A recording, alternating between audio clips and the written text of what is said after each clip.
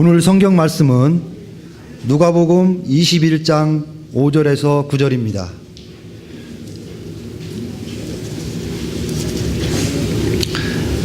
어떤 사람들이 성전을 가리켜 그 아름다운 돌과 현물로 꾸민 것을 말하며 예수께서 가라사대 너희 보는 이것들이 날이 이르면 돌 하나도 돌 위에 남아있지 않고 다 무너뜨려지리라.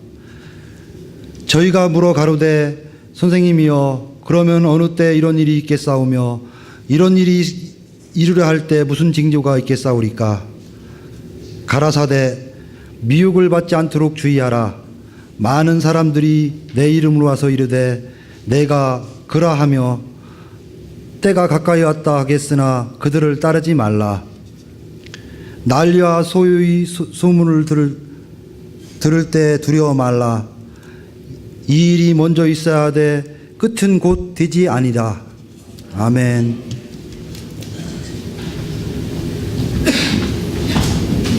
제게는 누나 한 분이 계시는데 그 누나는 우리 돌아가신 할머니보다 연세가 더 많으신 누나입니다. 유관순 누나. 저의 영원한 유관순 누나, 여러분에게도. 네, 이번 3.1절에 KBS 방송의 아침마당을 보면서 독립운동을 하신 여성들이 유관순 누나 말고도 2,000명이나 더 있었다, 이런 내용들을 알게 되었어요. 그래서 제가 새로운 분들을 이렇게 하나하나 아는, 정말 나라를 사랑하고 어려울 때 이 나라가 망한 비극적인 상황 속에서도 태극기를 들고 평화의 노래를 부르며 독립운동에 참여하신 그 여자분들의 이름을 하나둘씩 새로 배우게 되었습니다. 네, 그때 강의하신 분이 그런 이야기를 하더라고요.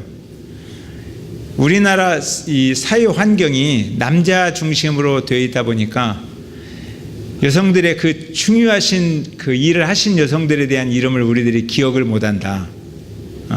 그래서 제가 같은 마음으로 공감을 했습니다.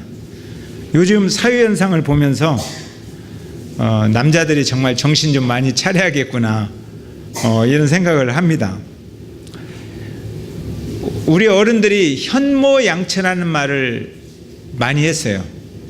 그래서 정말 지혜롭고 좋은 그런 어머니 되고 그런 아내들하고 여성들의 책임을 많이 이렇게 강조하는 단어를 이렇게 말을 했습니다. 그런데 제 기억에 어렸을 때부터 현부양부되라는 교육을 별로 안 받은 것 같아요.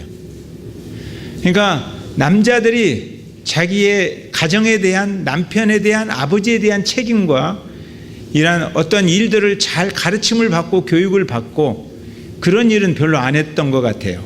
그래서 현모양처라는 이야기는 많이 들었는데 현부, 양부에 대한 이야기는 많이 못 들었어요. 근데 저는 우리 교회 남자분들이 현부, 양부가 되었으면 좋겠습니다. 아멘. 남자들끼리 한번 우리 현부, 양부 됩시다 하고 인사 좀 나눠보세요. 남자들끼리. 남자들끼리 나누라고요. 현부, 양부 되라고. 좋은 아버지 되고 좋은 어머니가 모두 되었으면 좋겠습니다. 그러면 아이들이 바르게 자라죠. 휴 미실딘이라는 그 교수님이 두려움에 대한 연구를 하고 두려움에 대한 책을 썼어요. 근데 그 책의 일부에 제가 읽어보니까 인간의 두려움이 어렸을 때 어떤 두려움이 고착화되어서 그 두려움이 몸에 배인다, 이렇게 기록되어 있어요. 근데 어렸을 때 겪는 부모로부터 당하는 이 두려움 있잖아요.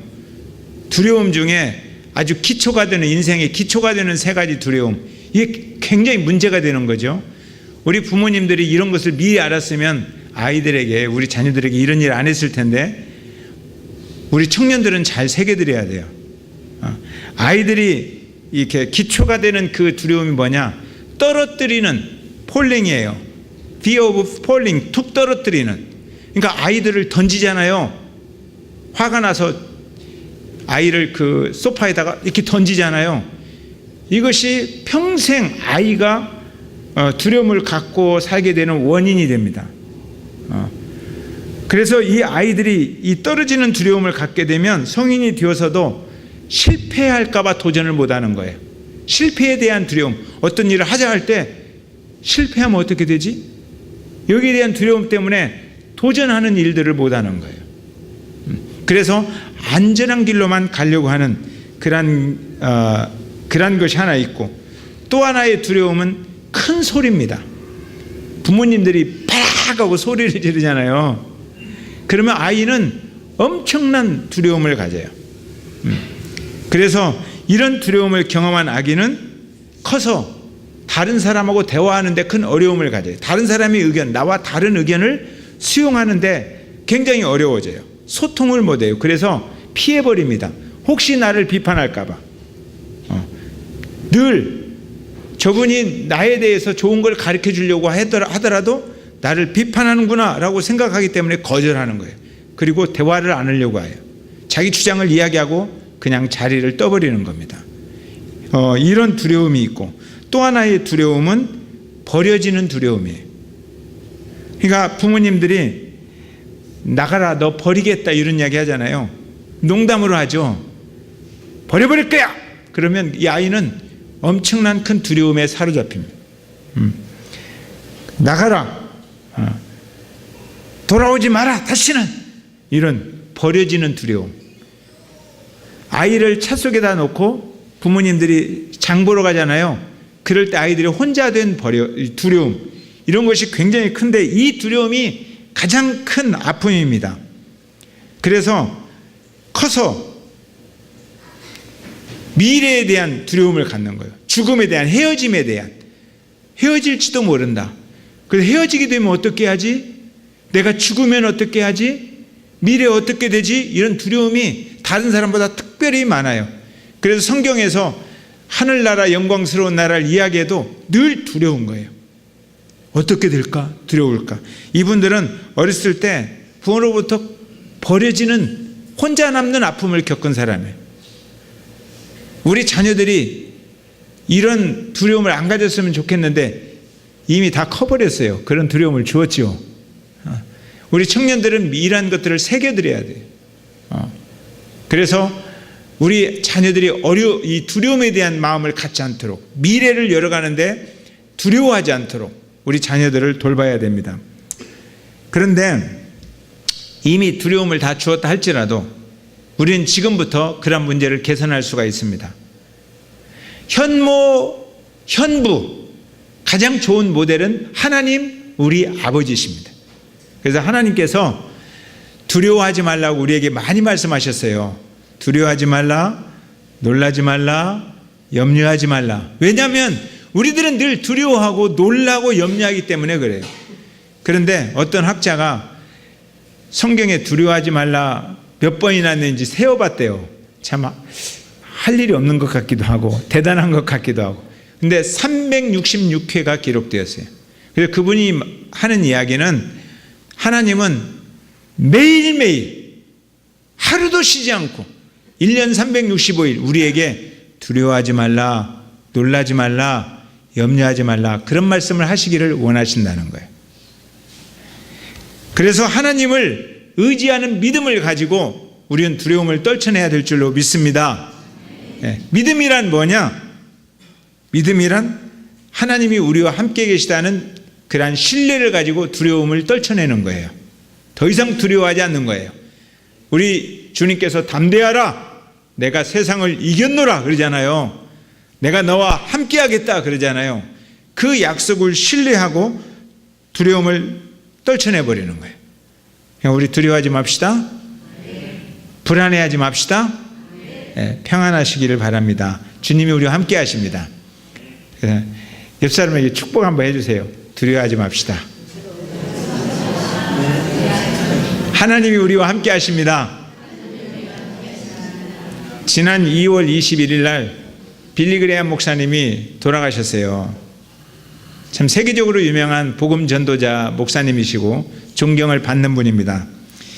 이분 장례식 때 많은 분들이 연설을 했어요. 이분에 대한 추억을 이야기했는데 그 중에 제가 일부를 들었는데 놀랍게도 빌리그레암 목사님은 위대한 목사님이었습니다. 이 말 하기 전에 이분은 좋은 아버지였습니다. 그러더라고요.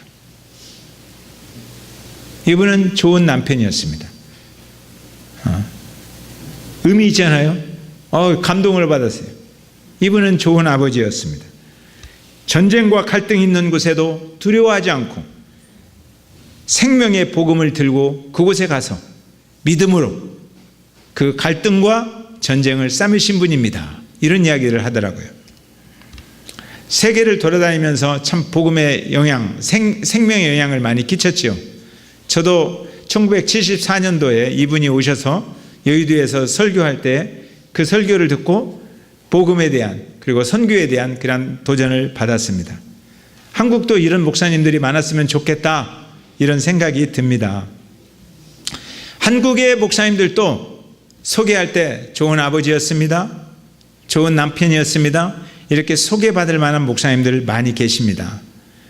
그렇지만 가끔 TV에 목사 이름으로 교회 이름으로 안 좋은 뉴스가 나오면 죄송하고 미안합니다. 그런데 그 통일교를 소개할 때도 TV에서는 교회라고 소개해요. 통일교 지도자를 소개할 때도 목사라고 소개해요. 그래서 미국에서 갑자기 합동결혼식 하면서 총을 들고 하나님이 주신 쇠뭉치다 하면서 뭐 했다고 그래서 이게 뭐야 했더니 통일교더라고요. 그러니까 통일교도 교회란 이름으로 목사라는 이름으로 이렇게 행할 때 더불어서 괜히 욕을 먹는 것도 같지만 그러나 우리 목사들이 교회들이 정말 잘했으면 좋겠다 이런 생각을 들어요. 세계 많은 교회들이 한국 교회로부터 배우고 싶어하는 교회 성장론에서 배우고 싶어하는 그게 하나 있는데요. 그중에 놀랍게도 한국교회 목사님들이 성전 건축을 제일 잘한다. 이것이 세계적으로 인정된 그런 내용입니다. 저는 한 선교사의 선교 보고를 직접 들었는데 그 선교사님이 68개의 성전을 건축했다고 그러더라고요. 제가 놀랐어요. 돈을 지독하게 적게 들여서 1,000만 원, 2,000만 원만 들여서 지었어도 모금을 거의 10억을 한 거잖아요. 10억 원의 돈을 들여서 세계 곳곳에 건축을 했다. 대단하다. 한국교회를 인식할 때 훌륭한 목사님, 유명한 목사님 하고 딱 보면 웅장한 건물과 웅장한 교회와 연결되어 있습니다. 방송과 오디오 시설도 잘 갖춰져 있습니다. 각종 악기와 최고의 연주자로 구성된 오케스트라와 성가대가 있습니다.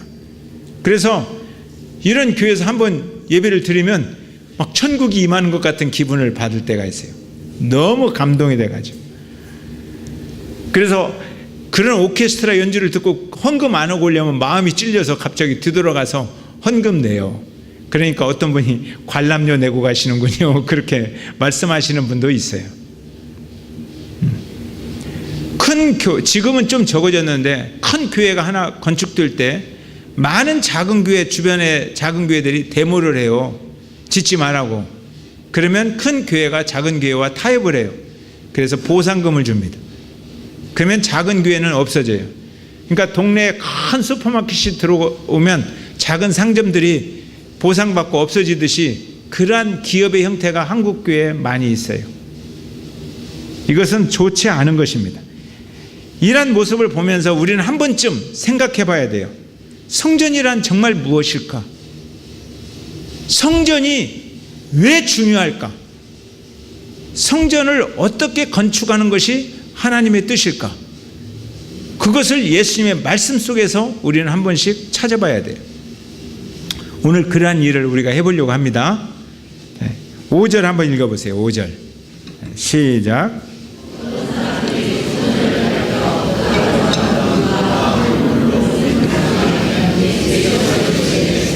어떤 사람들이, 이 어떤 사람들이라고 하는 사람들은 그래도 그 예루살렘에서 사는 사람들입니다. 그리고 성전에 대한 인식을 어느 정도 가지고 있는 사람들이에요. 이분들이 성전을 가리켜, 이분들의 사고 속에 있는 성전입니다.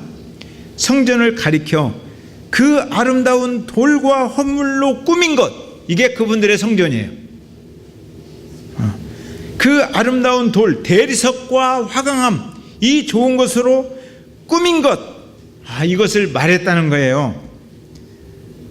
그러니까 다른 타지에서 오면, 예루살렘에 가면 멋있는 건물을 봐야 되잖아요. 야, 멋있다. 그 중에 하나가 성전이에요. 그래서 성전을 자랑하고 싶은 거예요.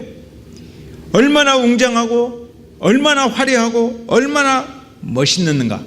여기에 우리의 헌신이 담겨져 있다. 우리의 땀과 열정들이 담겨져 있다. 이렇게 자랑하고 싶은 거예요. 그래서 예수님께 자랑했어요. 저는 한국의 목사님들 중에 몇 분은 정말 인생을 다 바쳐서, 제가 사랑하는 분도 그렇게 돌아가신 분 있어요. 인생을 다 바쳐서 이 아름다운 성전을 짓고, 은행에서 돈 달라고 하는 소리에 지쳐가지고 스트레스 받아서 심장마비로 돌아가신 목사님들 많이 계세요. 이 건물 짓다가. 그런데 안타까운 일이죠. 예수님 시대에 그렇게 자랑했던 성전이 실은 첫 번째 성전이 아니라 세 번째 성전입니다. 이스라엘 사람들이 나라를 건설하고 성전을 짓고 싶었어요. 다윗이. 근데 성전을 지을 수가 없었습니다. 그래서 성전 지을 수 있는 많은 좋은 재료들을 모아놓고 아들에게 부탁했어요. 솔로몬, 너는 꼭 성전을 지어서 하나님께 봉헌해라. 그래서 솔로몬이 성전을 지었습니다. 7년 동안 가장 웅장한 돌로, 가장 좋은 백향목으로, 그리고 기둥마다 금과 은을 바르며 성전 기물들을 금으로 노수로 만들었어요. 그리고 너무너무 행복하고 고마웠어요. 하나님께 눈물 흘리면서 제사를 드렸어요. 예배를 드렸어요. 근데 한 세대가 지나기도 전에 솔로몬 후반기에 우상 숭배를 하기 시작했습니다. 성전의 기능들이 상실되었어요. 성전에서 뭐 하는지도 몰랐어요. 본질을 잃어버렸어요. 역사가 흐르면서 그래도 좋은 왕들이 나타났습니다. 요아스나 아사왕이나 히스기야나 요시야 왕, 이들이 나타나면서 어떻게든지 성전을 정화하려고 하는 그런 노력을 많이 했어요. 그렇지만 솔로몬의 성전은 거의 제 기능을 발휘하지 못하고 결국 바벨론이 침공했을 때 성전이 무너졌습니다. 그들이 와서 성전을 처참하게 농락했습니다. 성전에 있는 기물들 다 뺏어가고 성전에 있는 금 껍데기까지 다 벗겨갔어요. 그리고 성전은 무너졌습니다. 그때 이스라엘 백성들이 마음속에 두려움이 있었어요. 하나님이 우리를 버리셨구나. 버려짐에 대한 두려움, 그것이 그들의 마음을 짓눌렀어요. 하나님이 우리를 버렸다. 근데 하나님께서 그렇게 말씀하세요. 너희들이 다 망한 것 같지만 버리지 않았다. 너희들 돌아올 것이다. 돌아올 것이다. 그래서 70년이 지난 다음에 스룹바벨과 함께 에스라 이런 사람들이 돌아옵니다. 돌아와서 보니 성전이 처참하잖아요. 그래서 그들이 울면서 회개하면서 성전을 다시 지었어요. 그런데 다윗과 솔로몬 시대만큼 돈이 넉넉지 않아요. 최선을 다해서 힘들게 성전을 짓고, 에스라는 신앙을 바르게 잡기 위해서 하나님의 말씀을 연구하고 역사를 가르치면서 신앙 부흥운동을 일으켰어요. 그리고 성전을 짓고 나서 울었어요. 왜냐하면 감격해서도 울었지만 너무너무 초라한 거예요. 솔로몬 성전을 기억하는 사람들이 지금 성전을 보니까 너무너무 초라해. 죄송합니다. 그러면서 울면서 예배를 드렸어요. 근데 놀랍게도 한 세대가 지나기 전에 또 우상숭배하는 거예요. 그래서 성전의 기능을 완전히 상실했습니다. 아래쪽 애굽을 이루고 있던 왕조들, 톨레미 왕조나 셀루쿠스 왕조나 이런 왕조들이 쳐들어왔어요. 그리고 노마가 쳐들어왔어요. 그래서 성전을 무너뜨렸어요. 심지어 그래, 너희들 성전에서 여기가 하나님을 예배하는 곳이라고? 그래, 너희들이 제일 싫어하는 돼지 피, 그 돼지 피를 지성소에다 뿌렸어요. 그리고 성전을 처참하게 짓밟았어요. 그들이 다시 생각하는 거예요. 하나님이 우리를 버리셨구나. 그러니까 자신들의 잘못을 생각을 안 하고 하나님이 우리를 버렸다고만 생각해요. 그때 그 버려진 성전, 무너진 성전이 400년이나 지속이 됐어요. 근데 이스라엘 사람, 그 유대인 중에 그 왕이 나타난 게 아니라 에돔 사람 헤롯이 왕이 되었어요.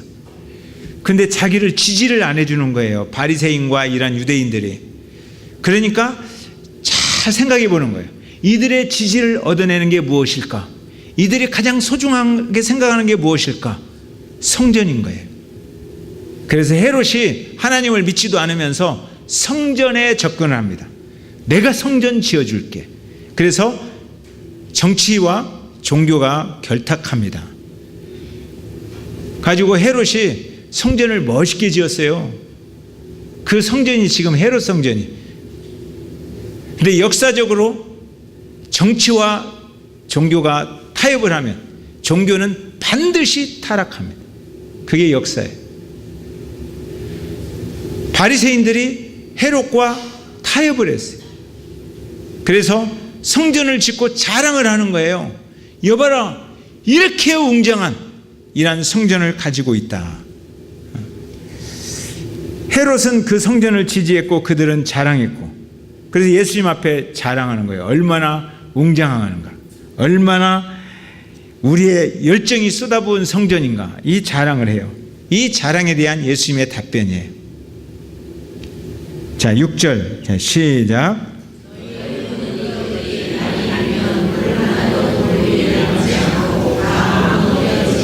네, 너희 보는 이것들, 그 성전이에요. 지금요, 건물이죠.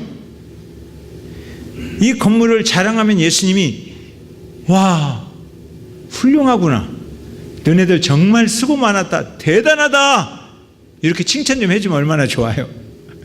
그런데 그렇게 말하지 않고 날이 이르면, 때가 되면, 하나님의 계획이 선포되는 날이 오면 돌 하나도 돌 위에 남지 않고 흔적도 없이 없어질 것이다.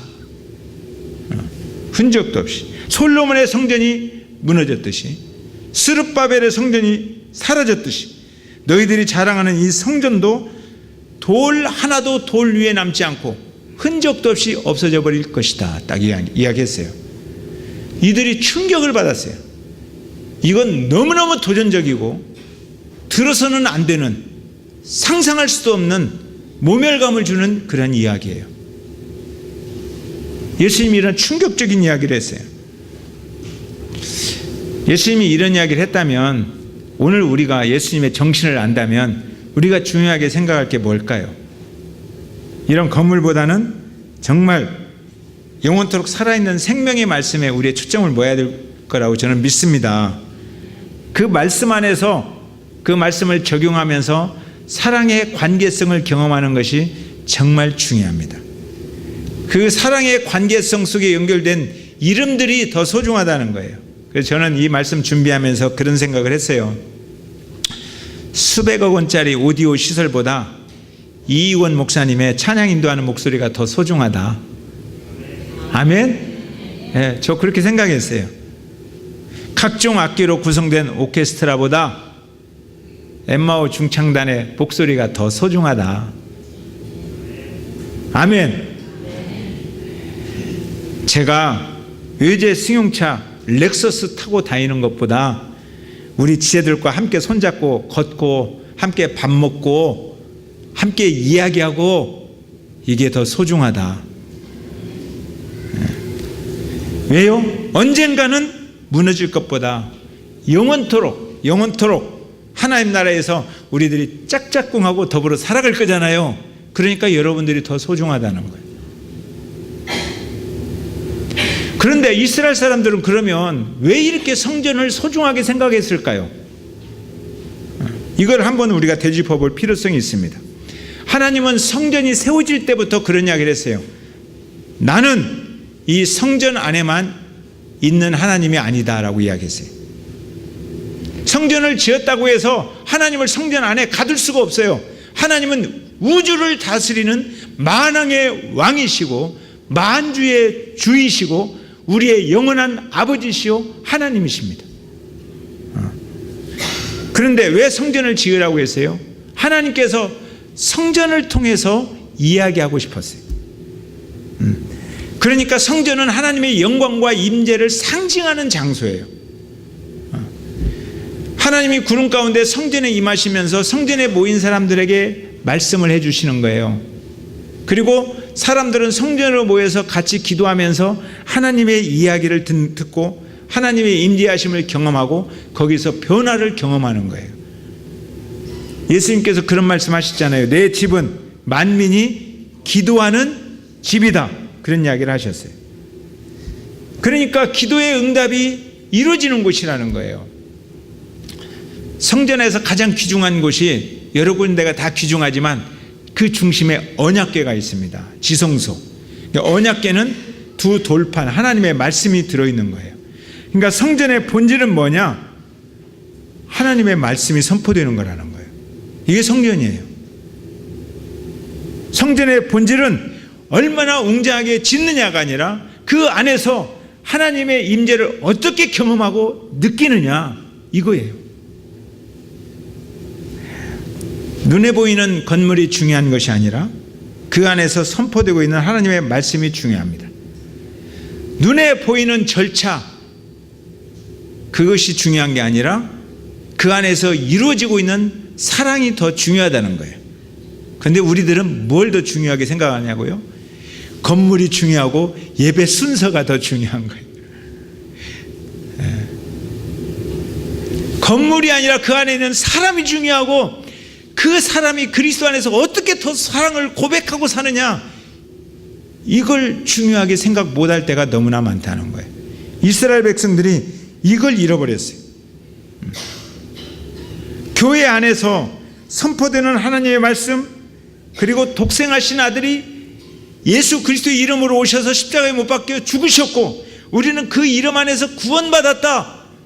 그래서 너무너무 좋아서 나 같은 죄인 살리신, 이렇게 노래 부르고 화답하는 이것이 중요한데 이걸 잊어버렸다 이거예요.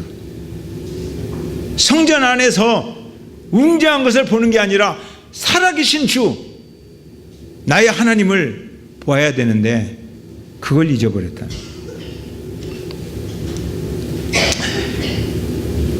성전의 기능을 상실했고, 그러니까 예수님께서 이제 그들에게 말하는 거예요. 기능이 상실된 이 성전을 헐어라. 무너지기 전에 그냥 헐어라. 그러면 내가 사흘 안에 하나님의 임재가 있고 하나님의 사랑이 있고 하나님의 은혜가 넘치는 성전을 지을 것이다. 그 이야기 하러 지금 예루살렘에 오셨어요. 그리고 지금 십자가에 못 박혀 돌아가시기 전에 지금 일주일 전에 하시는 이야기예요. 곧 돌아가실 거예요. 일주일 후에 예수님께서 십자가에 못 박히실 것인데 그때 그들에게 이야기하는 거예요. 내가 사흘 안에 짓는 성전, 이것이 본질이다. 신약교회의 본질은 사흘 안에 지은 성전입니다. 오늘 우리 교회의 핵심은 사흘 안에 지으신 예수님, 그 성전이 우리의 본질이라는 거예요. 자, 7절 한번 읽어볼까요? 시작.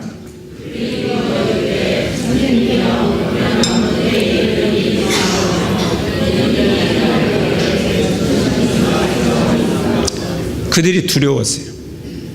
성전이 무너질 거라고 하니까 그들은 성전이 무너지면 하나님이 버리시는 것과 같은 거거든요. 두렵다. 하나님 우리를 또 버리시나? 그래서 물어보는 겁니다.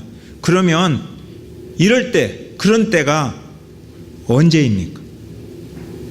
어떤 일이 일어납니까? 무슨 징조가 있습니까? 이렇게 물어봅니다. 8절 예수님의 대답이에요. 시작.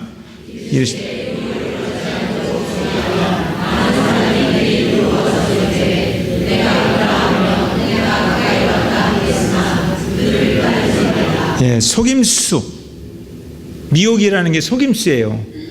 유혹. 근데 뭘로 유혹하느냐? 주님의 이름으로 유혹한다는 거예요. 기독교의 이름으로 유혹한다는 거예요. 그런 이야기에 귀 기울이지 말고 따라가지 마라 이야기. 성경을 이용해서, 교회를 이용해서 미혹시키는 일들이 많이 일어날 것이다. 미혹이라는 게 뭐예요? 본질을 흐리게 하는 일들이, 교회가 교회되는, 예배가 예배되는 그 본질을 흐리게 하는 일들이 일어날 것이다는 거예요. 누구 이름으로? 그리스도의 이름을 이용해서, 교회의 이름을 이용해서. 9절 읽어보세요. 자, 시작. 난리와 소요의 소문을 들을 때 두려워하지 말라. 이 일이 먼저 있어야 하되 끝은 곧 되지 아니하리라. 난리라는 게 뭐죠? 전쟁이에요. 난리가 막 전쟁이 일어날 것이다. 난리가 일어날 것이다. 소요라는 게 뭐예요? 이념과 이념이 부딪히는 거예요. 이런 부딪힘이 막 일어나는, 그러니까 얼마나 혼란스럽겠어요. 노마는 점령하려고 노마의 큰 힘이 이미 미치고 있어요. 이스라엘은 지금 식민지예요. 나라 이름도 없어요. 그런데 성전 하나 붙들고 있는데 그 성전까지도 지금 무너질 것 같은 막 그런 난리와 난리, 이념과 이념의 충돌이 막 일어날 것이라는 거예요. 그런데 두려워하지 마라. 저는 이 말이 얼마나 좋은지 몰라요. 두려워하지 마라. 끝이 아니다. 역사를 이렇게 돌이켜보면 죄인들이 살아가는 세상은 언제나 에덴 동산에서만 빼고 에덴 동산 밖으로 나와서 죄인들이 살아가는 세상은 늘 갈등이 있었어요. 그리고 늘 거짓이 존재했어요.